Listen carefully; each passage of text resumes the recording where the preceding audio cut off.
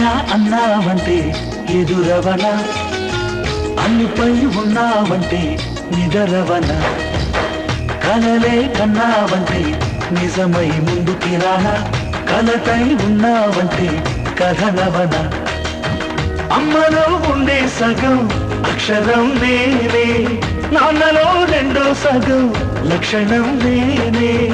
అమ్మ తోడు నాన్న తోడు అన్నీ నీకు అన్నే చూడు, చెల్లిపోని బంధం నేనమ్మా చిటి చెల్లెమ్మా, వెళ్ళిపోని చుట్టం నేనమ్మా.